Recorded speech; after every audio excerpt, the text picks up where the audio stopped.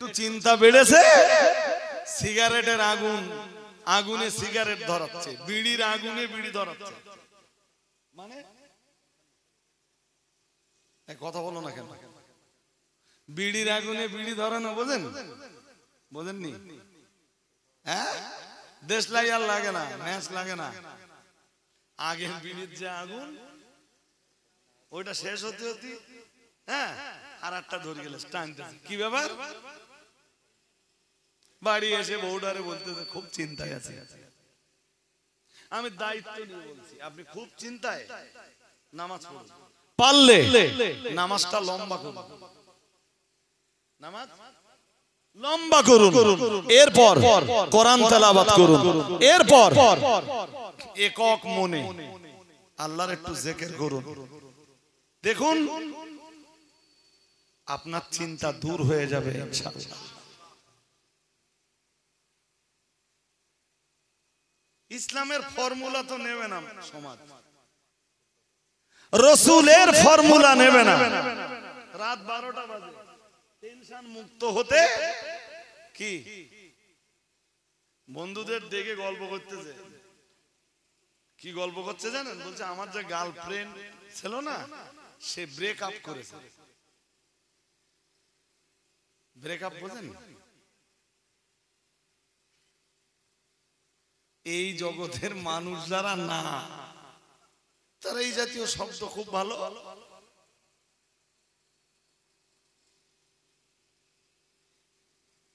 তাহলে আমি খুব টেনশনে আছি। রাত্রেবেলা বন্ধু বান্ধব মদ খাচ্ছে, গাঁজায় দম দিচ্ছে। এক তো টেনশন চেপেছে, ধরুন আপনি ঋণের জ্বালায় ভুগছেন, চতুর্দিক দিয়ে মানুষ আপনাকে ছিঁড়ে খাচ্ছে।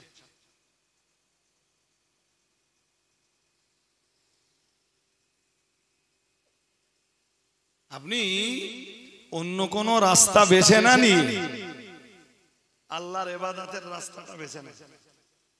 নামাজে মুসল্লায় বসে আল্লাহকে ডাক দিয়ে বলুন, আল্লাহ আমি ঋণের কঠিন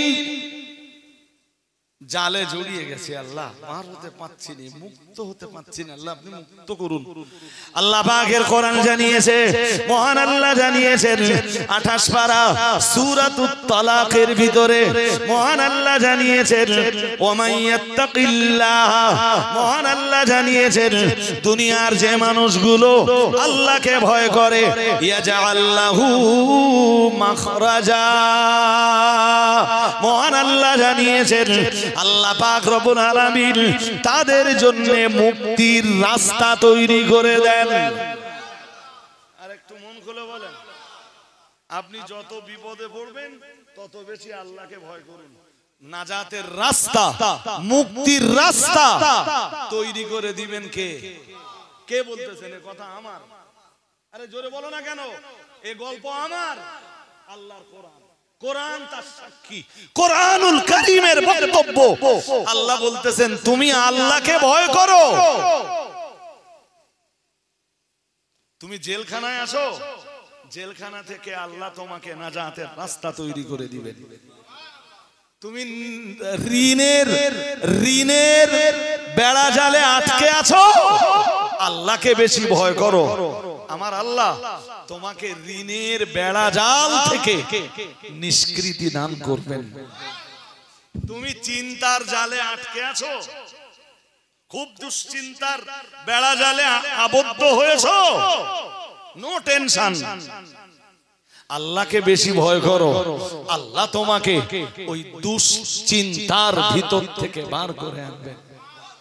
তুমি যে কাজবাজ করতে, তোমার কাজবাজ চলে গেছে, রেজেক নিয়ে চিন্তা, নো নো নো নো, আল্লাহর উপরে ভরসা করো, আল্লাহকে বেশি বেশি ভয় করো।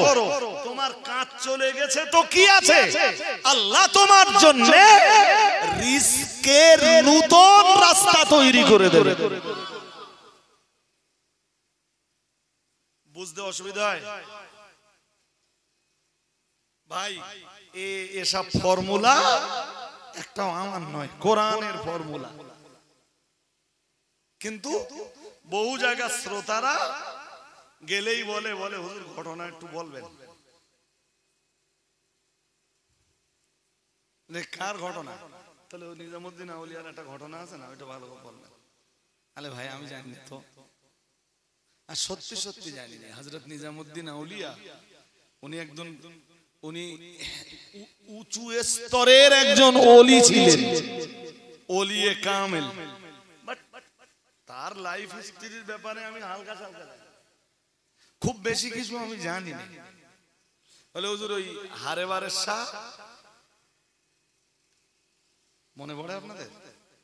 কিছু বলেন। আরে দিল্লির মসজিদ তৈরি করার সময় মসজিদ বেঁকে গেছিল, ঘাট এই তো জানা শ্রোতা আছে, ঘাট দিয়ে ঠেলে সোজা করে দিয়েছিলেন কে? হারেবারের শাহ। বেশ, তাহলে হুজুর ওই ঘটনাটা একটু বলবেন। আরে আমি জানি না। হাদিস শরীফ বিবরণ দিয়েছে প্রিয় নবী মুহাম্মদুর রাসূলুল্লাহ সাল্লাল্লাহু আলাইহি ওয়াসাল্লাম, নবী আমার জানিয়ে দিয়েছেন, ও আমার সাহাবীরা মনে রাখো, আমি মুহাম্মদুর রাসূলুল্লাহ সাল্লাল্লাহু আলাইহি ওয়াসাল্লাম বলছি, ফাইন্না আসদাকাল হাদিসি কিতাবুল্লাহ, ফাইন্না আসদাকাল হাদিসি কিতাবুল্লাহ। রাসূলুল্লাহ জানিয়েছেন সবচাইতে বেশি সত্য কথা হলো আল্লাহর কিতাব।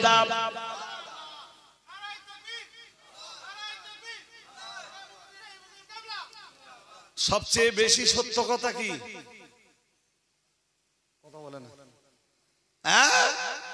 হাদিস শরীফ আরো বিবরণ দিয়েছে, আল্লাহ পাকের রাসূল জানিয়েছেন, মান ক্বালা বিহি সাদাকা আও কামা ক্বালা আলাইহিস সালাম। আল্লাহ পাকের রাসূল জানিয়েছেন, দুনিয়ার যে মানুষটা কোরআনুল কারীম দিয়ে কথা বলে, রাসূলুল্লাহ জানিয়েছেন সে সত্য কথাই বলে। আর একটু মন খুলে বলেন, কোরআন দিয়ে যে কথা বলে সে কি বলে? আল্লাহু আকবার, আল্লাহু আকবার। সরাসরি কোরআনে আল্লাহ বলেছেন যে আল্লাহর চাইতে, আল্লাহর কথা চাইতে অধিক সত্য কথা আর কি হতে পারে?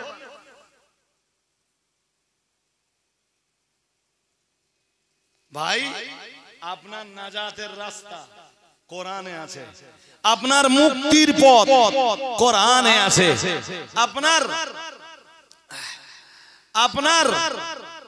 জি জাহান্নাম থেকে বার হবার রাস্তা কোরআনে আছে, আপনার দুশ্চিন্তা থেকে মুক্ত হওয়ার রাস্তা কোরআনে আছে, বিপদ থেকে উদ্ধার হওয়ার রাস্তা কোরআনুল কারীমে আল্লাহই বলে দিয়েছেন।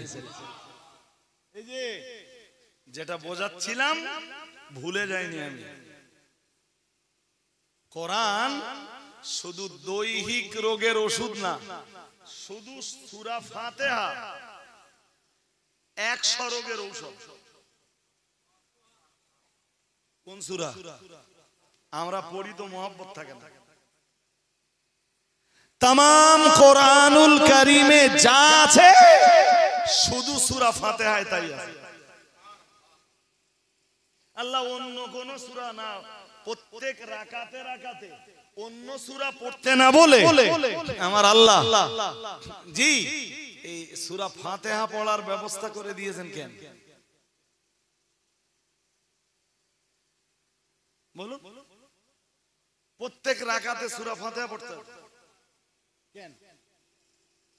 পুরা কোরআনে যা আছে শুধু সূরা ফাতিহায় তাই আছে। আমরা ঘুরিয়ে বলতে পারি সমগ্র কোরআনের নির্যাস হলো সূরা ফাতিহা। এরপর থেকে ভক্তি করে পড়বেন না পড়বেন না সে তো আপনার ব্যাপার। একটু বুঝে বুঝে পড়বেন না বুঝে বুঝে পড়বেন না সে তো আপনার ব্যাপার। স্লো মোশনে পড়বেন না 5G স্পিডে পড়বেন, ওটা আপনার ব্যাপার। কি একটা মুসিবতে পড়ে গেল, মসজিদে গেলে আমার হয় 1.5 রাকাত, আমার পাশের মুসল্লি পড়ে ফেলে 4 রাকাত। আমার কয় রাকাত হয়েছে? 1.5 রাকাত। আমার পাশের মুসল্লি কয় রাকাত পড়ে ফেলেছে? 4 রাকাত কমপ্লিট। আমি 4 রাকাত পড়তে পড়তে ওর 12 রাকাত, ও মসজিদ ছেড়ে চলে যাচ্ছে, আমার সব 4 রাকাত হয়েছে।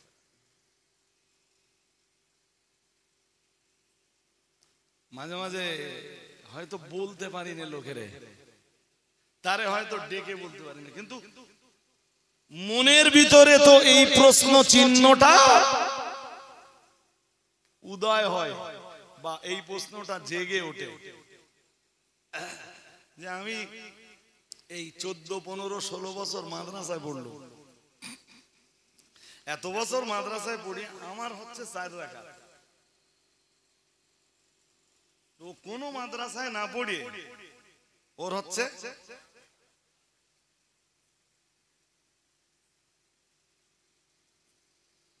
সূরা ফাতিহা। জানো কি সূরা? সূরা ফাতিহা সূরাতুদ দুআ, সূরাতুদ দুআ, দুআ। সূরা ফাতিহা এমন একটা সূরা যে সূরার ভিতর দিয়ে আমার আল্লাহর কাছে প্রার্থনা করা হয়। সবাই মিলেমিশে বলে, সূরা ফাতিহার ভিতর দিয়ে কি করা হয়? আল্লাহর কাছে কিছু চাইছে বান্দা। কি চাইছে?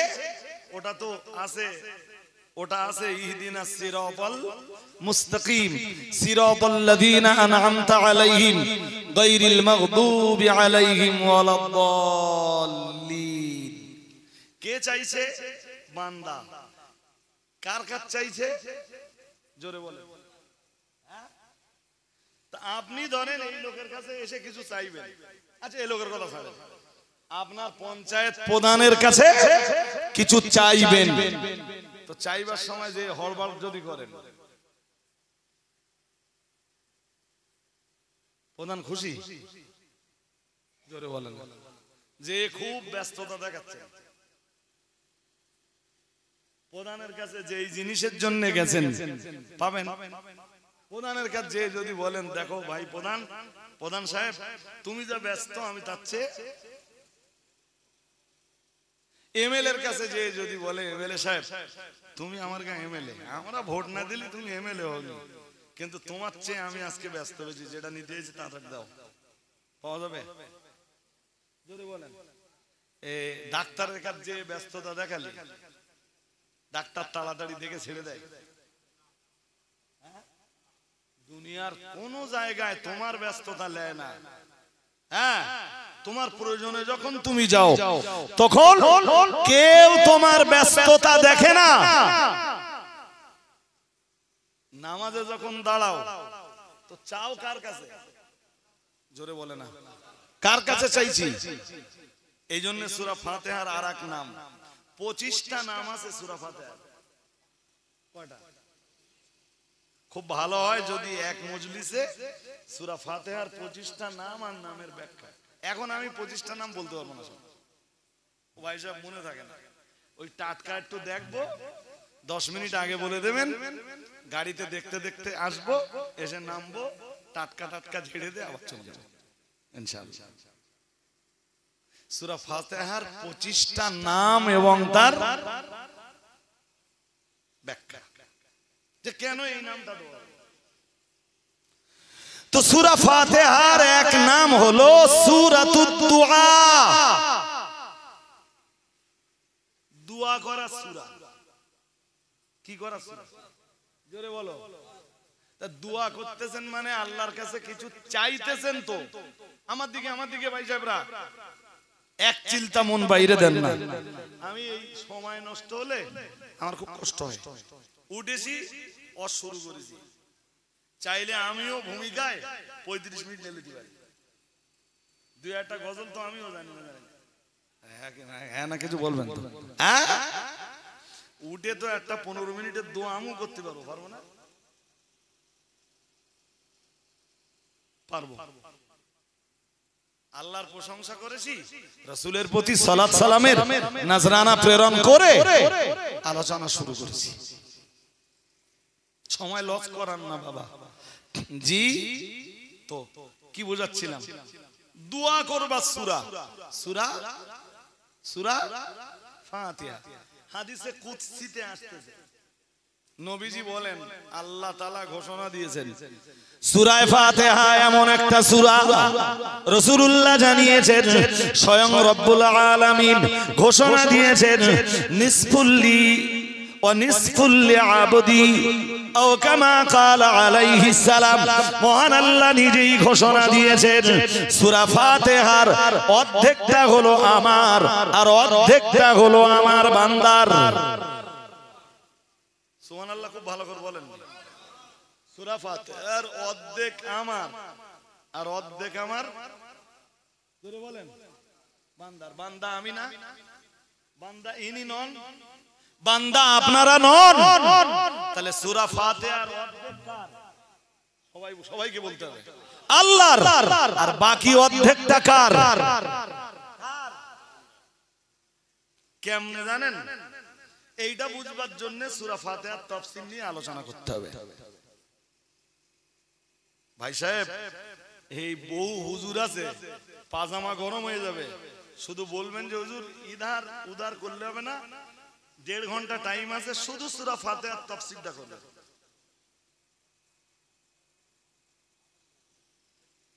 কি হবে বলেছি? অনেকেই পারবে, পারবার মতো লোক তো দেশে আছে না নেই, এটা অস্বীকার করা যাবে? হ্যাঁ, বহু হাক্কানি রব্বানি আলেমরা আছেন, তাদেরকে দিলে এত সুন্দর করে সূরা ফাতিহা বুঝিয়ে দেবে আপনার, হ্যাঁ, যে নামাজে পড়তে আপনার খুব শুধু সহজ হবে তাই না, মজা লাগবে, আনন্দ হবে, তৃপ্তি অনুভূত হবে। যে একদিন সূরা ফাতিহা পড়েছিলাম আর এখন পড়ছি, তাই তো সেই তো খুব ভালো লাগতেছে। আপনারা তো শেষা বাবা শুনবেন না, আর আপনারা শুনলেও আমি অন্য জায়গায় যখন যাব, তারা এদিন একটা নতুন জায়গায় গেছিলাম জানেন, যে আমার এমনি একটু ওই নতুন কোন জায়গায় গেলে স্টেজে ওঠা পর্যন্ত একটু চাপ থাকে, শুধু এইটা মনে হয় যে কি জানি আমি যা ওয়াজ করবানি এরা শোনে কিনা, এরা সব সুর ভক্ত কিনা, আওয়াজ ভক্ত কিনা, ভয় হয়। তা আল্লাহ শুকরিয়া, আপনাদের দোয়া আমি 95, 96, 97, 98 বলতে পারেন 99% জায়গায় ফ্লপ হওয়া থেকে আল্লাহর রহমতে বেঁচে যায়। বছরে 1-8 দিন হয় যেই মজলিসে উঠে দেখি তারা আমার কথা শুনতে যাচ্ছে না।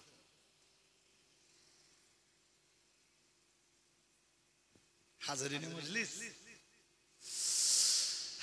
আজকে সূরা ফাতিহা তাফসীরের দিন নয়।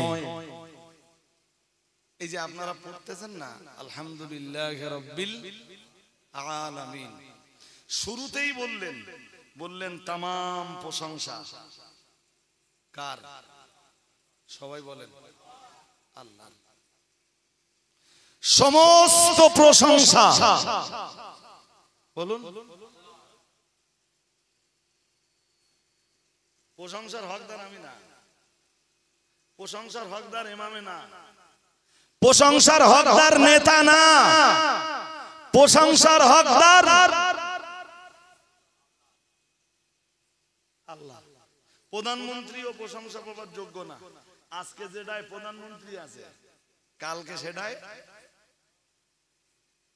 নাও থাকতে পারে, আর থাকেও না। প্রধানমন্ত্রীর চেয়ারে আজকে যে আছে, কালকে সে ছিল না, কালকে সে ছিল না, পরশুদিন ওই চেয়ার তার থাকবে না। পঞ্চায়েত প্রধানের চেয়ার আজকে যে চেয়ারে আছে ও চেয়ার কালকে কারের ছিল, পরশুদিন আর একজনের হবে। পকেটের টাকা আজকে যে টাকাটা আমার আছে এই টাকাটা কালকে কারোর ছিল, পরশুদিন আর একজনের হবে। রূপ লাবণ্যের প্রশংসা। এই যে আমার চামড়া এখনো খুব কি ঢিলা হয়ে গেছে? হ্যাঁ না কিছু বলেন। যদি 80 বছর পর্যন্ত বয়স পাই তখন একটু ঢিলা হবে না? হবে না কথা বল। 25 বছরে আমার যে গতি ছিল সেই গতি নেই, বলো। সত্যি সত্যি নেই। 25 বছর বয়সের আমার নিজের দুই একটা ওয়াজ শুনে আমার আর এখন মনে হয় না যে আমার সেই তাকত আছে। বাড়ছে বয়স, শক্তির ক্ষয় হচ্ছে। ভাই আমার আল্লাহর যে কুরসি, এই কুরসিটা আগে কারো ছিল না? ছিল। কুরসিটা আগেও আল্লাহর, আজও আল্লাহর, এর পরেও কিছু ছিল না যখন। জি, আমরা কেউ যখন ছিলাম না তখনও আল্লাহর কুরসি ছিল, আজও আছে। যেদিন আমরা থাকবো না সেদিনও। এই জন্য প্রশংসা কার? জোরে বলেন। আমি হওয়ার আগে আমার এলেম ছিল, কথা বলেন, ছিল। আজকে একটু অর্ধেক আছে, একটু অর্ধেক। বয়স হয়ে গেলে আস্তে আস্তে কি হয়? সহজ কথা বলে না। যদিও যারা আমলের উপরে থাকে তাদের ইলমের ঘাটতি খুব একটা হয় না, কিন্তু বয়স জনিত কারণে কিছুটা লোভ তো পেতে পারে। পারে না? আমি এমন মাস্টার দেখাবো, আমার খুব ভালো চিন্ত, ভীষণ চিন্ত। তা রমজান মাসে তাদের বাড়ি গেছি, থাক থাক বাজি বাজি বলো কেন, আমার দিকে মনই নেই।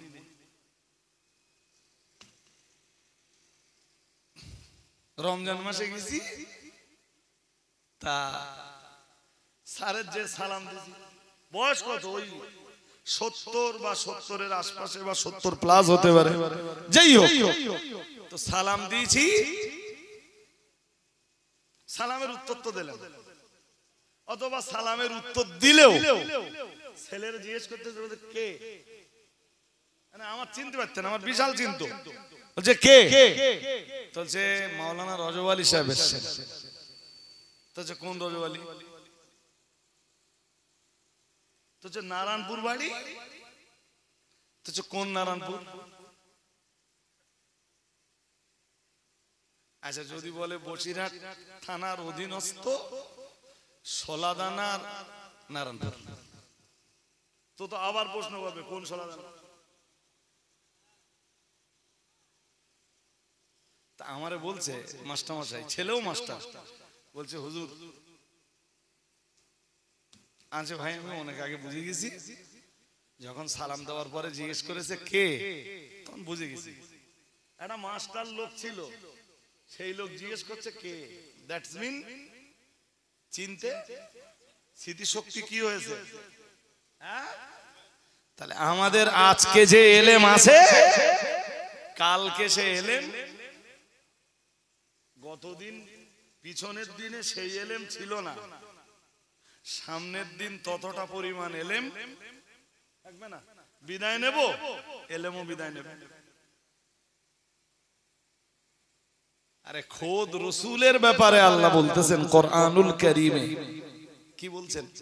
ওয়াল্লামাকা মা লাম তাকুন তা'লাম ওয়াল্লামাকা মা লাম তাকুন তা'লাম। মহান আল্লাহ জানিয়েছেন ও নবী, আপনি যা জানতেন না তিনি তা আপনাকে জানিয়েছেন। আর একটু মন খুলে বলেন, একটু মনোযোগ দিয়ে শুনলে কথা বুঝবেন, যদি মন আমার দিকে না থাকে কথা বুঝবেন না। তাহলে নবী যা জানতেন না কে শিখিয়েছেন? আল্লাহ। রাসূলুল্লাহ বলেছেন বিশ্বের দরবারে দাঁড়িয়ে বলেছেন উতিতু ইলমাল আউয়ালিনা ওয়াল আখিরিন ও কামা ক্বালা আলাইহিস সালাম। রাসূলুল্লাহ জানিয়েছেন আল্লাহ পাক আমাকে পূর্ববর্তী পরবর্তীদের সব রকমের ইলম দান করেছেন। আর একটু মন খুলে বলেন, তাহলে পূর্ববর্তী পরবর্তী জি সব রকমের ইলম যে রাসূলকে দিয়েছেন আল্লাহ, ওই রাসূলকে বলছেন আল্লাহ আপনি যা জানতেন না আল্লাহ তা আপনাকে জানিয়েছেন।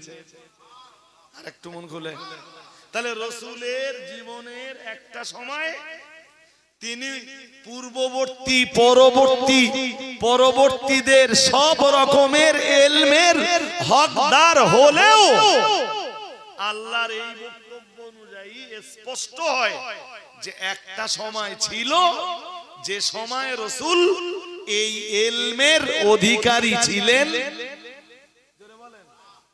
কিন্তু আমার আল্লাহর ক্ষেত্রে এরকম কোন সময় ছিল না বলো যেই সময় আমার আল্লাহ ইলমের অধিকারী ছিলেন না। আল্লাহর ক্ষেত্রে এরকম কোন সময়,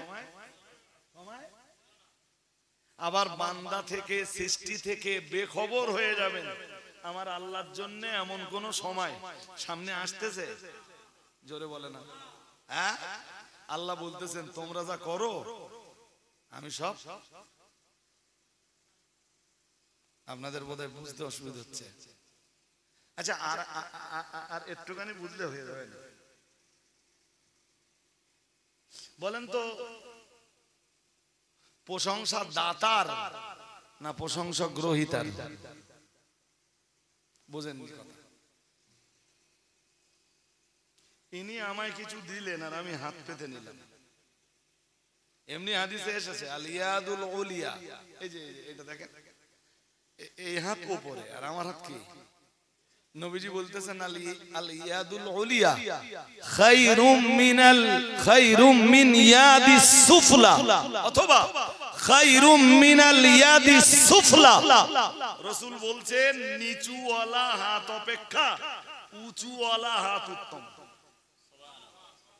আর একটু মন খুলে বলো, তার মানে যারা এইভাবে নেয় তাদের হাতের চাইতে এই যেভাবে যারা দেয় তাদের হাত উত্তম না? উত্তম। যারা দেয় তাদের হাত উত্তম। সুবহানাল্লাহ। আর একটু মন খুলে আচ্ছা বলেন দিন এবার এই আলেমদের ইলম কে দিয়েছেন? আল্লাহ। ওলিদের বেলায়েত কে দিয়েছেন? আল্লাহ। নবীদের নবুয়াত কে দিয়েছেন? ধনীদের ধন কে দিয়েছেন? যাদের খুব দেখতে শুনতে ভালো তাদের রূপ লাবণ্য সব কে দিয়েছেন? যাদের অনেক টাকা পয়সা আছে এই টাকা পয়সা জমি জায়গা বাড়ি গাড়ি এ সব কে দিয়েছেন? এবার বলেন যিনি দিয়েছেন তিনি শ্রেষ্ঠ না যিনি যারা নিয়েছেন তারা শ্রেষ্ঠ? তা সবার সবকিছু দিয়েছেন কে? সবাই বলেন আর জোরে বলেন। এবার বলুন আপনার চোখে দেখার শক্তি কে দিয়েছেন? বাবা মা? জোরে বলেন না। কানে শুনবার শক্তি কে দিয়েছেন? জিভে কথা বলার শক্তি কে দিয়েছেন? হাতে কাজ করার শক্তি কে দিয়েছেন? পায়ে চলবার শক্তি কে দিয়েছেন? দাঁত দিয়ে চিবানোর পাওয়ার কে দিয়েছেন? ব্রেন দিয়ে চিন্তা করার ক্ষমতা কে দিয়েছেন? আল্লাহ। সব দিয়েছেন আল্লাহ। তাহলে প্রশংসা কার? প্রশংসা দেনেওয়ালার না লেনেওয়ালার? এই জন্য সূরা ফাতিহার প্রথম বক্তব্যই কি বক্তব্য বলেন দিন এবার দেখি। সূরা ফাতিহার প্রথম বক্তব্যটা কি বলে ফেলেন? আলহামদুলিল্লাহ।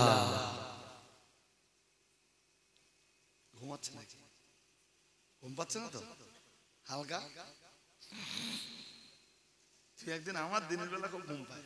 রাত্রি খুব একটা ঘুমানো পায় না, আল্লাহ জানে, 2 রাত 3 রাত 4 রাত জায়গা। হ্যাঁ, 2-1 দিন বাড়ি থাকলেও 2:30 3টের নিচে বিছানায় যেতে পারি না। আর যেই 3টে বেজে যায় তখন মনে হয় যে এখন শুয়ে পড়লে ফজরের নামাজে উঠতে আমার কষ্ট হবে, হচ্ছে এইটুকু সময় কাটিয়ে এলে ফজর পড়ে একেবারে সময় তাউদ নেই, তাও এরকম হয়। হাজরিনে মজলিস, প্রশংসা সব কার বলেন তো? আল্লাহ। আচ্ছা, প্রশংসা সব আল্লাহ, এই কথাটার আরবি কি? কিচ্ছু বলে না। এতক্ষণ ধরে বোঝালুম নাকি? প্রশংসা সব আল্লাহর, এই কথাটার আরবি কি? আলহামদুলিল্লাহ। যে কোনো খুশির খবর শুনলে এই কারণে আলহামদুলিল্লাহ পড়বেন।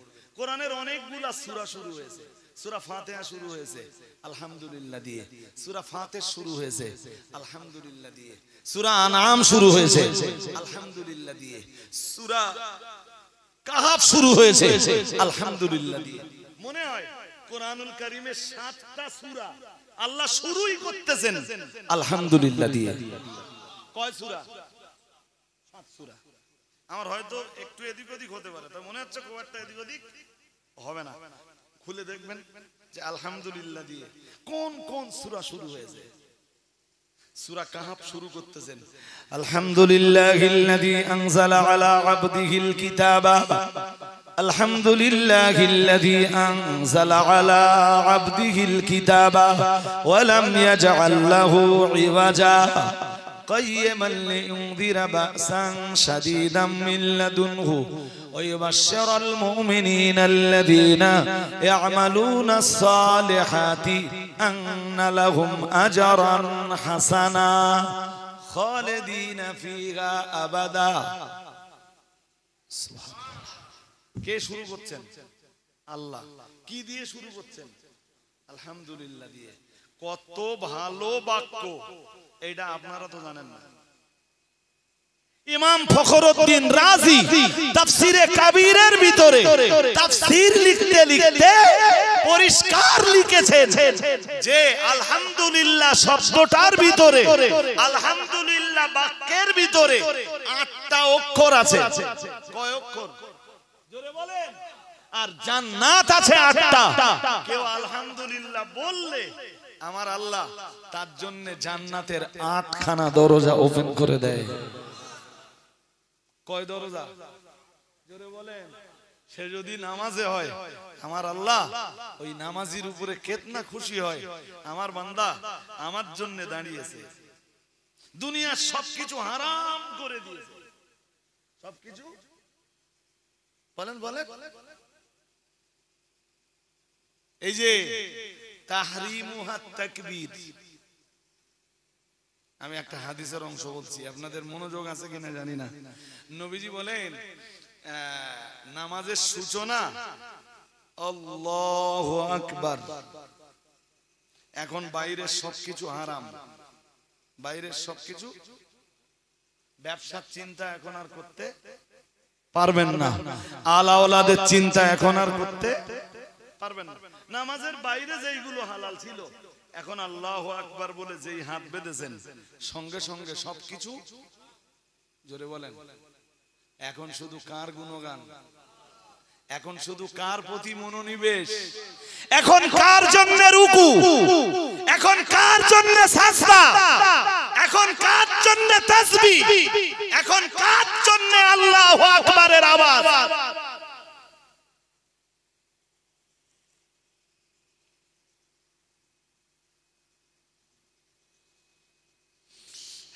যেই বান্দা নামাজ না পড়ে, দিলীপ ঘোষের সাথে তার পার্থক্য কতটা? হ্যাঁ না বলতে হবে।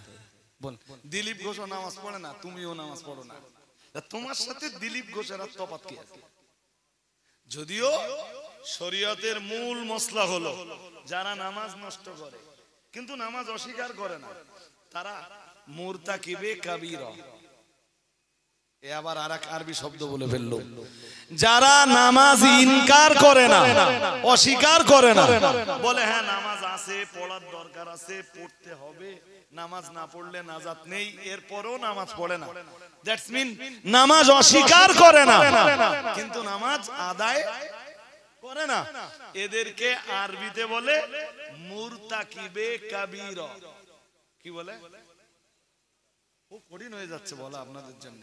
মুরতাকিবে কাবীরা মানে কবিরা গুনাহ সম্পাদনকারী ব্যক্তি, এমন ব্যক্তি যে বড় গুনাহ করতেছে, এমন ব্যক্তি যে বড় গুনাহ করছে। শরীয়তের ফতোয়া হলো মুরতাকিবে কাবীরা জানাজা পড়তে হবে। বুঝতে পারেন? ঈমান আছে এই বিশ্বাসে তার নামাজ পড়তে, জানাজা নামাজ পড়তে। তারপর আমরা মাটিতে রেখে এলাম, ওর ভিতরে কি হলো ওটা আমরা বলতে পারবো না।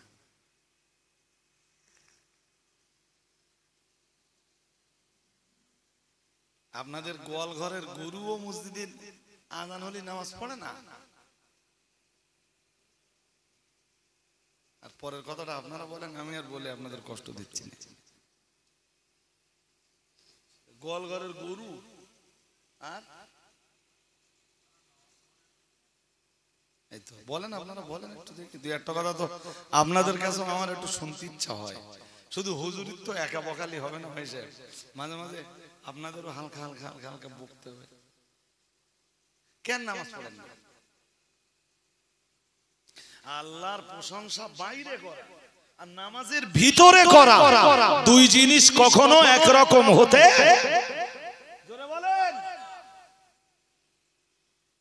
আপনি যখন নামাজে দাঁড়িয়েছেন, সূরা ফাতিহা ছাড়া নামাজ হবেই না। আল্লাহ পাকের নবী জানিয়েছেন, ও আমার সাহাবীরা মনে রাখো, আমি মুহাম্মদুর রাসূলুল্লাহ সাল্লাল্লাহু আলাইহি ওয়াসাল্লাম বলছি, লা সালাতা ইল্লা বিফাতিহাতিল কিতাব ও কামা ক্বালা আলাইহিস সালাম। রাসূলুল্লাহ জানিয়েছেন সূরা ফাতিহা ছাড়া কোনো নামাজ নাই নাই নাই। তার মানে প্রত্যেক নামাজের প্রত্যেক রাকাতে সূরা ফাতিহা পড়া লাগবে। সূরা ফাতিহা ব্যতীত নামাজ হবে না, হবে না, হবে না। সূরা ফাতিহার প্রথম অংশেই তো রয়েছে কার প্রশংসা? জোরে বলেন, আল্লাহ। এমনি নামাজের বাইরেও আপনি আল্লাহর বেশি বেশি প্রশংসা করুন।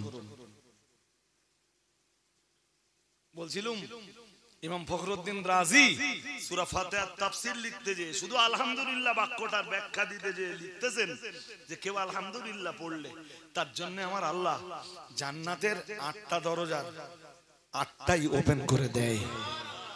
উফ! আপনি এই কথা জানার পরে কেন আল্লাহর জন্য নামাজে দাঁড়িয়ে আলহামদুলিল্লাহি রাব্বিল আলামিন আপনি পড়বেন না? কেন? কেন? যদি নামাজের যোগ্যতা আপনার না থাকতো, মালিক নামাজের দায়িত্ব আপনার উপরে চাপাতেন না, মালিক আপনাকে মুকাল্লাফ বানাতেন না, আল্লাহ আপনাকে দায়িত্ব প্রাপ্ত বানাতেন না, নামাজ পড়বার বিধান আপনার উপরে আরোপ করতেন না। আপনার যোগ্যতা আছে তাই আল্লাহ নামাজের দায়িত্ব আপনার উপরে অর্পণ করেছেন। আপনি নামাজ না পড়ে কেমনে নামাজ থেকে দূরে থাকতে পারেন? আপনি নামাজ আদায় না করে কেমনে দূরে সরে থাকতে পারেন? আপনার বিবেক ধ্বংসায় না? কে যেন একজন বলেছিলেন, আমি বহু মজলিসে বলি, আজও বলছি, বলেছিলেন মানুষ মরে গেলে আমি কাঁদি না। কারণ মানুষের মরে যাওয়া এটা স্বাভাবিক ব্যাপার। স্বাভাবিক না অস্বাভাবিক? আরে জোর করে বলেন। তো উনি বলতেছেন মানুষ মারা গেলে কাঁদি না, কাঁদলেও মানুষকে বুঝতে দেয় না। তবে আমি কাঁদি তখন যখন দেখি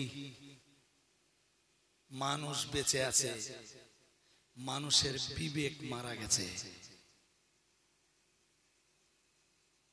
শুনছেন? মানুষ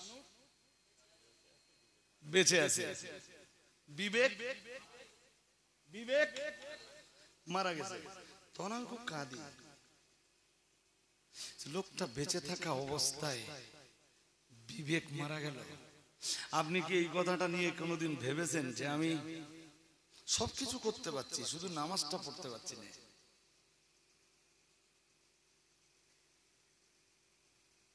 আমার বিবেক জিন্দা না মুর্দা? কথা বলেন। আমি আকাশের নিচে জমিনের উপরে সবকিছু করতে পারলাম, শুধু নামাজ আদায় করতে পারলাম না। আমার বিবেক জিন্দা না মুর্দা? আরে জোর করে বলেন না কেন? এইটা কি আমার কথা? হ্যাঁ, কার কথা শুনে নেন? সূরা আলে ইমরান 190 190 নম্বর আয়াত। যদি মোবাইল থেকে খুলে ফেলেন মিলিয়ে নেন 190। إن في خلق السماوات والأرض واختلاف الليل والنهار لآيات لأولي الألباب। মহান আল্লাহ জানিয়েছেন إن في خلق السماوات والأرض, মহান আল্লাহ জানিয়েছেন নিশ্চয়ই আকাশ আর জমিনের সৃষ্টিতে। মুখস্থ করুন, যেভাবে আমি বলছি আরবিটা নাও বা হতে পারে। মহান আল্লাহ জানিয়েছেন ইন্না ফি খালকিস সামাওয়াতি ওয়াল আরদি, নিশ্চয়ই আকাশ আর জমিনের সৃষ্টিতে। মহান আল্লাহ আবার জানিয়েছেন ইখতিলাফিল লাইলি ওয়ান নাহারি, মহান আল্লাহ আবার জানিয়েছেন রাত আর দিনের পরিবর্তনে লায়াতিন, অনেকগুলো শিক্ষার উপকরণ লুকিয়ে রয়েছে, অনেকগুলো শিক্ষণীয় বিষয় লুকিয়ে রয়েছে, অনেকগুলি নিদর্শন লুকিয়ে রয়েছে। ও বাবাজিরা ভাইরা, আমরা জানো আল্লাহকে জিজ্ঞেস করলাম, ও রব্বুল আলামিন আল্লাহ, আকাশ আর জমিনের সৃষ্টিতে রাত আর দিনের পরিবর্তনের ভিতরে আল্লাহ কাদের জন্য শিক্ষণীয় বিষয় লুকিয়ে রয়েছে, কাদের জন্য শিক্ষার উপকরণ লুকিয়ে রয়েছে? মহান আল্লাহ জবাব দিয়ে বললেন লায়াতিন লিউলিল আলবাব। মহান আল্লাহ জানিয়েছেন দুনিয়ার বিবেকবান যারা, তাদের জন্য আকাশে জমিনে রাত আর দিনের পরিবর্তনে দিন যায়, রাত আসে, রাত যায়, দিন আসে, এসব কিছুর ভিতরে তাদের জন্য রয়েছে শিক্ষার উপকরণ লুকিয়ে। ও বাবাজিরা ভাইরা, আমরা জানো বললাম আল্লাহ এই পৃথিবীর বিবেকবান কারা? আল্লাহ এটা তো আমরা বুঝতে পারলাম না। মহান আল্লাহ জবাব দিয়ে বললেন শোনো, বিবেকবান কারা? সূরা আলে ইমরানের 191 নম্বর আয়াতে মহান আল্লাহ জানিয়েছেন, শোনো তবে বান্দা, আল্লাযীনা ইয়াযকুরুনাল্লাহা কিয়ামান ওয়া কুউদা ওয়া আলা জুনুবিহিম। মহান আল্লাহ জানিয়েছেন পৃথিবীতে বিবেকবান তারা, আল্লাহর জিকির করে যারা। আর একটু মন খুলে বলেন, বলুন তো বিবেকবান কারা? কি বলেছিলাম একটু আগে? মানুষ মরে গেলে কাঁদিনে, কাঁদি কখন? সবাই বলেন, যখন বিবেকবান কারা? হাই স্কুলের হেডমাস্টার। আল্লাহ ওইটা বলতেছেন, বিবেকবান হতে গেলে আমার আল্লাহ এমএ পাস করা, মাস্টার্স কমপ্লিট করা শর্ত আরোপ করেননি। বিবেকবান হওয়ার জন্য কলেজের লেকচারার হওয়া, এটা আমার আল্লাহ শর্ত আরোপ করেননি। ও বাবাজিরা ভাইরা, বিবেকবান হওয়ার জন্য রাজনীতিবিদ হওয়া, এটা আমার আল্লাহ শর্ত আরোপ করেননি। ও মুসলমান বাবাজিরা, বিবেকবান হওয়ার জন্য ধনাঢ্য ব্যক্তি হওয়া, না না না না না, এটাও আমার আল্লাহ শর্ত আরোপ করেননি। ও বাবাজিরা ভাইরা, বিবেকবান হওয়ার জন্য হাক্কানি রব্বানি আলেমে দ্বীন হওয়া, এটাও আমার আল্লাহ শর্ত আরোপ করেননি। আমরা জানো আল্লাহ আল্লাহকে জিজ্ঞেস করলাম, আল্লাহ এই পৃথিবীর জমিনে বিবেকমান কারা? মহান আল্লাহ জবাব দিয়ে বললেন, আল্লাযীনা ইয়াযকুরুনাল্লাহ। মহান আল্লাহ বললেন, বিবেকবান তারা, জিকির করে যারা, বিবেকবান তারা, নামাজ আদায় করে যারা, বিবেকবান তারা, সালাত কায়েম করে যারা। আর একটু মন খুলে বলেন, বালিশে মাথা দিয়ে ভাববেন যে আমার বিবেক জিন্দা আছে না মরে গেছে? আমি তো নামাজ পড়ি না, আমার জীবনে তো নামাজ নাই, আমার বিবেক আছে না? জোরে বলেন। আর মনে হচ্ছে খুব একটা ওয়াজ করা কি ঘুম পাচ্ছে আপনাদের নাকি? হ্যাঁ ভাই, আমি তো ওয়াজ শুরু করলে আবার অনেক লম্বা হয়ে যায়, ঝাড়া 1.5 ঘন্টা ওয়াজ করে ফেলেছি, 1.5 ঘন্টা কেটে গেছে, আপনারা কিছু বুঝতে পারেন। এখনো ক্যাম সালাম বাকি আছে, আখিরি দোয়া মুনাজাত বাকি আছে, আনুষঙ্গিক প্রাসঙ্গিক কিছু কথাবার্তা বলতে হয়, সেগুলো বাকি আছে। আমি আপনাদের ছোট ভাই, বছর বছর আমাকে দাওয়াত করে আনতে হবে, এটা কোনো শর্তই না। মানুষ দাওয়াত কম করলে আমি একটু স্বস্তি পাবো। স্টেজে বসে লোকের গাইল টাইল দিয়েছি, কিছু সমালোচনা করেছি, কেন করিনি। একদম ভেজাল মুক্ত কিছু কোরআন হাদিসের বয়ান করেছি। হয়তো উপস্থাপন করতে যে কিছু ভুল করেও থাকবো, তার জন্য আল্লাহর কাছে ক্ষমা চাইলে ক্ষমার দরজা নিশ্চয়ই খোলা, ক্ষমার দরজা খোলা। উপস্থাপন করতে যে আল্লাহ আমার ইচ্ছা ছিল না, হয়ে পড়েছে, তা আপনি আমার ক্ষমা করে দেন।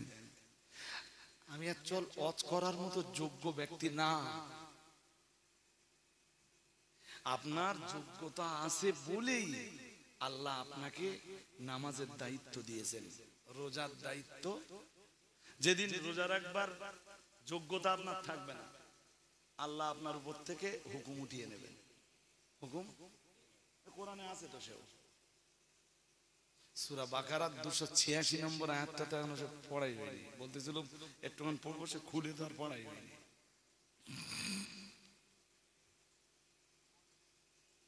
আপনার আল্লাহ জোর জোর কিছু চাপিয়ে দিয়েছেন, না না না না না।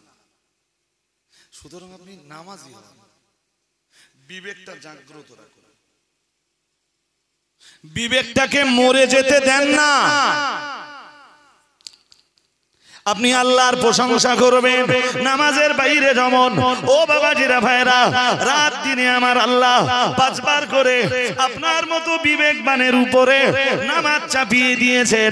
ও মুসলমান বাবাজিরা, আর আল্লাহ পাক রব্বুল আলামিন নামাজের ভিতরে সূরা ফাতিহা পড়ার ব্যবস্থা করে দিয়েছেন।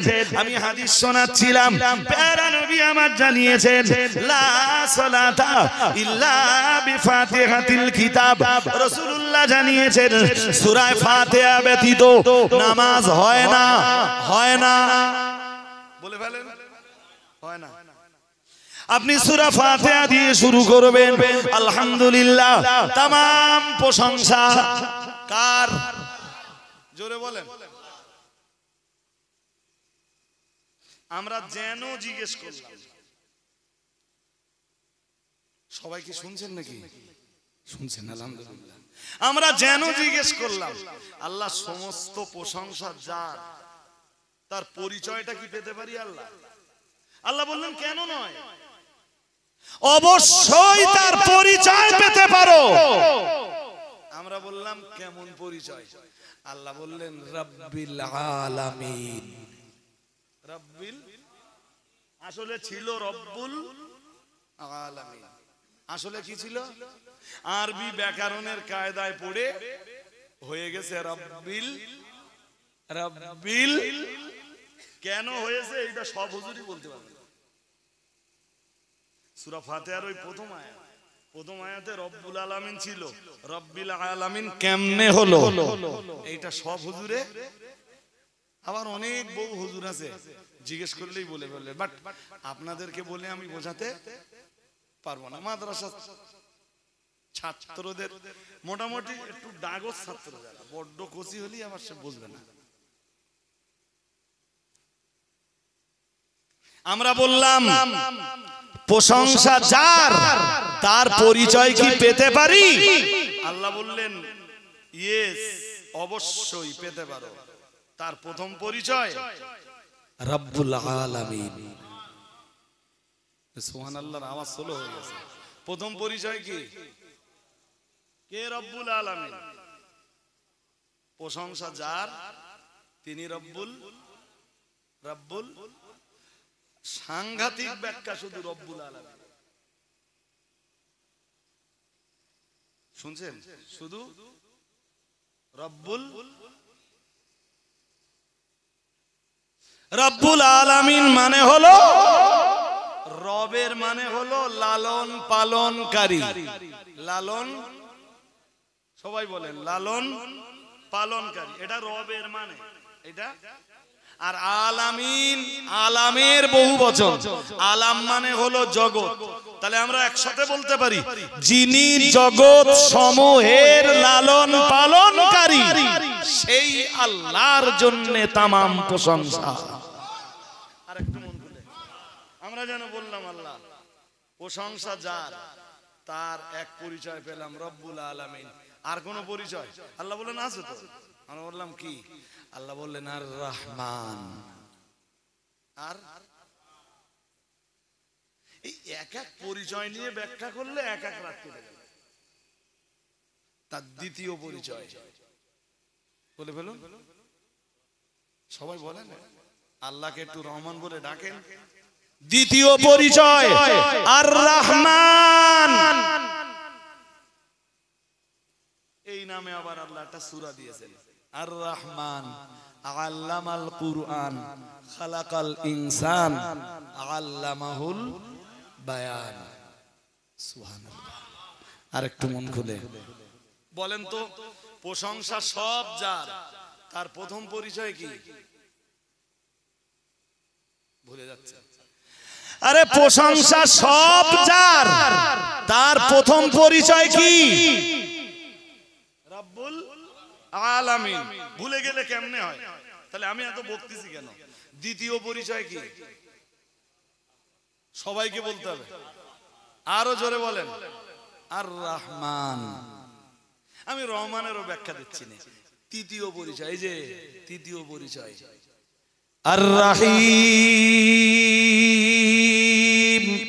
যেমনটা আপনারা সূরা ফাতিহার ভিতরে পড়েন আর রহমানির রহিম। আমরা বললাম আল্লাহ তামাম প্রশংসা যার, তার প্রথম পরিচয় তিনি রব্বুল আলামিন। তার দ্বিতীয় পরিচয় তিনি আর রহমান। তার তৃতীয় পরিচয় মহান আল্লাহ বললেন তার তৃতীয় পরিচয় তিনি আর রহিম। আর একটু মন খুলে বলেন রাহিম কে জানেন? জানেন না? তাফসীর কারকরা অনেক তাফসীর করেছেন, তবে অধিকাংশ তাফসীর কারকরা লিখতেছেন রহমানু ফিদ দুনিয়া ওয়া রাহিমুন ফিল আখিরাহ। সুবহানাল্লাহ। রহমান আল্লাহ দুনিয়ায়, রাহিম তিনি আখিরাতে। রহমান কোথায়? জোরে বলেন না কেন? রহমান আল্লাহ কোথায়? সবার জন্য সমান, যদিও রহমানের আরো অনেক ব্যাখ্যা আছে, বাট আমি তো এক ব্যাখ্যা দিচ্ছি। রহমান তিনি দুনিয়ায় সবার জন্য। নামাজ পড়লেও রুজি রুটি পাবা, না পড়লেও পাবা, সাজদা দিলেও পাবা। আল্লাহকে ছেড়ে অন্যের কাছে যে সাজদা দিলেও রুজি রুটি পাবা। ভুল হয়ে যাচ্ছে আমার নাকি? হ্যাঁ, কি নামের কারণে?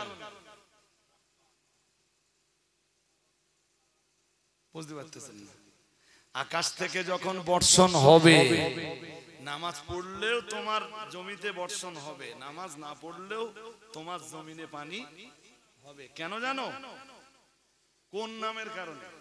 কথা কয় না। আরে কোন নামের কারণে? রহমান। কোন নামের কারণে? রহমান। হয়ে গেছে আমার আলোচনা। বাট রাহিমুন ফিল রহমান মানেও দয়ালু, রহিম মানেও দয়ালু। দুই দয়ালুতে একটু পার্থক্য থাকা উচিত। তাই তাফসীরকারকরা বলতেছেন রহমানু ফিদ দুনিয়া রহিমুন ফিল আখিরা। ও বাবাজিরা ভাইরা, তাফসীরকারকরা লিখেছেন রহিম তিনি, রহমান তিনি দুনিয়ায়, রহিম তিনি আখিরাতে। কেবল তার আখিরাতে তথা হাসরের ময়দানে তিনি দয়ালু কেবল ঈমানওয়ালাদের জন্য। আর একটু মন খুলে বলো, কাদের জন্য? কাদের জন্য? সেদিন ঈমানওয়ালা নয় এমন ব্যক্তিদের জন্য তিনি রহিম নন, রহিম নন। হাজিরিন মাজলিস মনে রাখুন, আমরা জানো বললাম আল্লাহ তামাম প্রশংসা যার, তার প্রথম পরিচয় তিনি রব্বুল আলামিন, তার দ্বিতীয় পরিচয় তিনি আর রহমান, তার তৃতীয় পরিচয় তিনি আর রহিম। ও রব্বুল আলামিন আর কোন পরিচয় দিবেন? মহান আল্লাহ বললেন দিব। 4 নম্বরে আর একটা পরিচয় দিলেন। মহান আল্লাহ বললেন, আমার আল্লাহ ঘোষণা দিলেন মালিক ইয়াউমিদ্দিন। মহান আল্লাহ বললেন তিনি বিচার দিবসের মালিক। সুবহানাল্লাহ বললেন। কোন দিবসের মালিক? এইটা কি বিশ্বাস করেন? মালিক ইয়াউমিদ্দিন এই আয়াত কি বিশ্বাস হয়? কোন দিনের বিচারক তিনি? জোরে বলেন। বিচার, বিচার একদিন কবে? দুনিয়ায় না আখিরাতে? জোরে বলো। হ্যাঁ, তো নামাজ না পড়ে সেই বিচারকের সামনে দাঁড়াও কেন? স্বীকার যখন করেই নিলে, বিশ্বাস যখন করেই নিয়েছে যে আল্লাহ বিচার দিবসের এই যে হয়ে গেছে আমার বিচার দিবসের মালিক, তাহলে ওই বিশ্বাসটা রেখে নামাজটা পড়ে তো বিচারকের সামনে যেতে হবে। হ্যাঁ না বলেন? হ্যাঁ, আমরা বললাম আল্লাহ হাসরের ময়দানে আপনি আমাদের সবার বিচার করবেন। বিচার দিবসের ব্যাপারে তো অনেক আলোচনা আছে, সে আলোচনা তো করে শেষ করা যাবে না। এই জন্য সূরা ফাতিহার আলোচনা করে বলেন। হ্যাঁ, আল্লাহ খুব ভয় হচ্ছে, খুব ভয় হচ্ছে। আল্লাহ যেদিন আপনি বিচারপতির মসনাদে, ও রব্বুল আলামিন যেদিন আপনি বিচারপতিদের শ্রেষ্ঠ বিচারপতির আসনে, ও রব্বুল আলামিন যেদিন আপনি আহকামুল হাকিমিন, ও রব্বুল আলামিন সেই দিন তো আপনি কারোর জন্য জান্নাতের ফয়সালা দিবেন, আবার কারোর জন্য আপনি সেদিন জাহান্নামের ফয়সালা দিবেন। আল্লাহ সেদিন আপনি কাউকে জান্নাতি বলে সার্টিফাই করবেন, আবার কাউকে কাউকে জাহান্নামের জন্য সার্টিফিকেট দিবেন। ও রব্বুল আলামিন আল্লাহ, জাহান্নামের আগুন তো সইবার মতো দেহ আপনার বান্দার নাই নাই নাই। ও রব্বুল আলামিন, তাই তো ইয়্যাকা না'বুদু ওয়া ইয়্যাকা নাস্তাঈন, শুধুমাত্র আপনাকেই ইবাদত করি আল্লাহ, সাজদা কেবল আপনাকেই দেই, আর আপনার কাছেই আমরা সাহায্য চাই। আমরা যেই না বললাম কেবল আপনার জন্য ইবাদত করি, আপনার রেজামন্দি, আপনার সন্তুষ্টি, আপনার খুশনদি হাসিলের জন্য আমরা ইবাদত করি।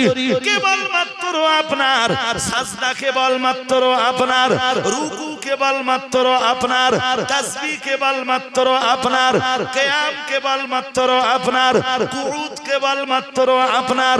ও রব্বুল আলামিন আল্লাহ, আর কেবল মাত্র আপনার কাছেই সাহায্য প্রার্থনা করি। ও রব্বুল আলামিন, দুনিয়ার কারোর কাছে সাহায্য চাইলেও সে আমাদেরকে সাহায্য করতে পারবে না, পারবে না, পারবে না। ও রব্বুল আলামিন তাই আপনার ইবাদত করি আর আপনার কাছেই কেবল সাহায্য প্রার্থনা করি। মহান আল্লাহ তখন বলেন, বান্দা এতক্ষণ ধরে তুই তো আমার অনেক গুণগান গাইলি, আমাকে রব্বুল আলামিন বলে স্বীকৃতি দিলি, আমাকে রহমান বলে স্বীকার করে নিলি, আমাকে রহিম বলে স্বীকার করে নিলি, মালিক ইয়াউমিদ্দিন বলে স্বীকার করে নিলি। এখন বান্দা তুই আমার এত গুণগান গাইবার পরে এখন তো তুই আমার কাছে সাহায্য চাইছিস, কি সাহায্য লাগবে বল? বান্দায় তখন আল্লাহকে বলে, আল্লাহ ইহদিনাস সিরাতাল মুস্তাকিম। আরেকটু মন খুলে বলেন। আমি সূরা ফাতিহার তাফসীর নিয়ে আলোচনা করতে বসিনি ও বাবাজিরা ভাইরা, এরপরও বলছি বান্দায় তখন আল্লাহকে বলে, আল্লাহ সিরাতুল মুস্তাকিম সহজ সরল রাস্তাটা আপনি আমাদেরকে দান করুন। ও বাবাজিরা ভাইরা, অনেক আগেই বলেছিলাম মহান আল্লাহ জানিয়েছেন, বিশ্বের দরবারে দাঁড়িয়ে রাহমাতুল লিল আলামিন ঘোষণা দিয়েছেন সূরাতুল ফাতিহা নিসফুল্লি ওয়া নিসফুল আবদি। সূরা ফাতিহা অর্ধেক আমার আর অর্ধেকটা আমার বান্দার। আরো আওয়াজ দিয়ে বলেন। এবারে বান্দা শুরু হলো, এবারে বান্দার। এতক্ষণ কাজ চলছিল আল্লাহর, এখন কাজ শুরু হয়েছে। সূরা ফাতিহা বুঝে পড়বেন না? বলেন না, বুঝে পড়বেন না? হ্যাঁ, 5G স্পিড হেরে যাবে, ঝড় বইয়ে দিচ্ছে সূরা ফাতিহায়। क्या बात दोस्त, क्या बात। আল্লাহ আপনাকে মুকাল্লাফ বানিয়েছেন। কি বানিয়েছেন? শুরুতে কি বলেছিলাম বলেন? মুকাল্লাফ বানিয়েছেন। কিসের দায়িত্ব পালন করতে বলেছেন? শরীয়তের। কিসের দায়িত্ব? হ্যাঁ, শরীয়তের দায়িত্ব আপনি পালন করবেন, আপনার যোগ্যতা আছে, নামাজ পড়ার যোগ্যতা আছে, তাই আল্লাহ আপনাকে নামাজের দায়িত্ব দিয়েছেন। রোজা রাখবার যোগ্যতা আপনার আছে, যেই দিন না থাকবে ওই দিন আল্লাহ দায়িত্ব তুলে নেবেন। নামাজ পড়তে যেদিন নামাজের বেটার পদ্ধতি দাঁড়িয়ে পড়ে, যেদিন শরীর পারবে না, আপনার মাথাটা ঘুরতেছে, ওই দিন ইসলাম আর বলিনি যে আপনি দাঁড়িয়ে পড়ুন। শুনছেন? ওই দিন ইসলাম বলছে, কোরআন বলছে, হাদিস বলছে আপনি বসে বসে পড়ুন। যেই দিন আপনার বসার তাকত বলে ফেলুন, সেই দিন শুয়ে শুয়ে, সেই দিন শুয়ে শুয়ে।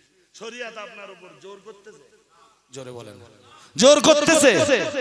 যেই সময় রোজা রাখবার তাকত আর আপনার নেই, খুব অসুস্থ, খুব খুব খুব অসুস্থ, আপনি পিছনে 30 বছরে কখনো রোজা নষ্ট করেননি, ডাক্তারের কাছে গেছেন, ডাক্তার বলেছে যে আপনার যা কন্ডিশন রোজা রাখা যাবে না, আপনাকে ওষুধ খেতে হবে দিনের বেলা, খাবারও খেতে হবে, এই কন্ডিশনে খালি পেটে আপনি রোজা ভেঙে দিয়েছেন। শরীয়ত তখন আপনার জন্য ফতোয়া দেয় আপনাকে এখন রোজা রাখতে। হ্যাঁ, কোরআন তো বলেই দিয়েছে, ফামান কানা মিনকুম মারিদান। আল্লাহ বলতেছেন রমজান মাসে তোমাদের ভিতরে কেউ যদি হয় অসুস্থ, কেউ যদি হয় অসুস্থ, আল্লাহ বলতেছেন ওই সময় তাকে রোজা রাখা লাগবে না। ফাইদ্দাতুম মিন আইয়ামিন উখর। আল্লাহ বলতেছেন রমজান মাস পার করে নাও, রমজান মাস পার করে নাও, নিয়ে তুমি যখন সুস্থ হয়ে যাও, যে কটা রোজা নষ্ট হয়েছে ওই কটা, হ্যাঁ 1:1, 1:1, মানে একটা নষ্ট হলে একটা করে দাও, 15টা নষ্ট হলে 17টা করো। না না না, তুমি সুস্থ হয়ে নাও, হয়ে 15টা নষ্ট হয়েছে 15টা করে দাও, 15টা। ওই যে আপনি অসুস্থ হয়েছেন, ওই অসুস্থতাতে পুরো মারাই গেলেন, তখন শরীয়তের ফতোয়া ওর উপরে তো রোজার দায়িত্ব থেকে যাচ্ছে, যাচ্ছে না? শরীয়ত বলতেছে ওর পক্ষ থেকে কাফারা আদায় করে দিলে আল্লাহ ওর প্রতি যে রোজার বিধান ছিল ওই বিধানকে আমার আল্লাহ মকুব করে দেবেন। তাহলে আপনার যোগ্যতা আছে তাই শরীয়তের দায়িত্ব চেপেছে, না যোগ্যতা নেই এরপরেও আল্লাহ শরীয়তের দায়িত্ব চাপিয়েছেন? জোরে বলে। শরীর গোস্ত খাওয়া কি জোর করে বলেন? শরীর গোস্ত খাওয়া হারাম, একটু একটু না পুরো হারাম? ফুল হারাম না, না সন্দেহ হচ্ছে? পুরো আরাম, পুরো আরাম। কেউ যদি নিতান্ত নিরুপায় হয়ে যায়, কোথাও খাবার পাওয়া যাচ্ছে না, শুনছেন নাকি? কোথাও খাবার দাবার কিছু বলুন পাওয়া যাচ্ছে না, ক্ষুধার যন্ত্রণায় অস্থির, মরণাপন্ন। এই যে এই কথাটা বলে আমি সালাম পড়বো। মরণাপন্ন কন্ডিশন। কি কন্ডিশন? মরণাপন্ন, শরীর গোস্ত ছাড়া আর কিছু পাওয়া যাচ্ছে না। শুনছেন? তখন আল্লাহ নিজেই ফতোয়া দিচ্ছেন, ও ঘৃণার সাথে ওই গোস্তই খাবে। শরীয়ত আল্লাহ কঠিন করে দিয়েছেন। জোরে বলেন। আল্লাহ বলতেছেন, শোন বান্দা, লা ইউকাল্লিফুল্লাহু নাফসান ইল্লা উসআহা। মহান আল্লাহ জানিয়েছেন, বান্দার ক্ষমতার বাইরে, সাধ্যের বাইরে বান্দার উপরে আমি কিছুই চাপিয়ে দেই না।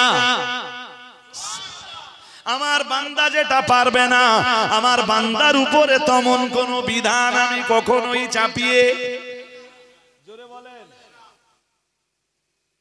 সুতরাং শরীয়তকে আপনি কঠিন মনে করেন না।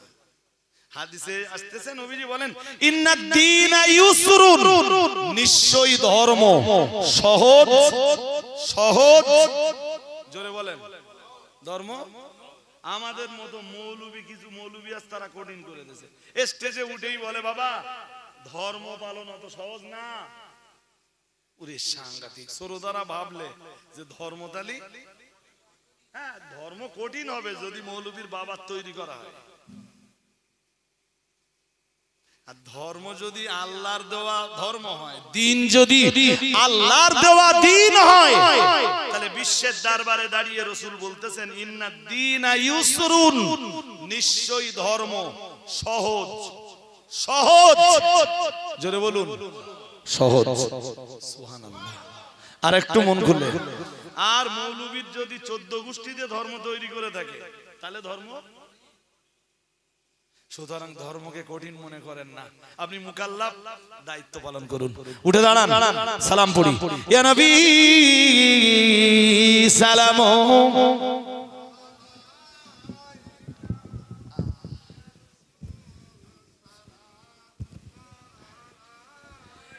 ইয়া হাবিবি সালাম,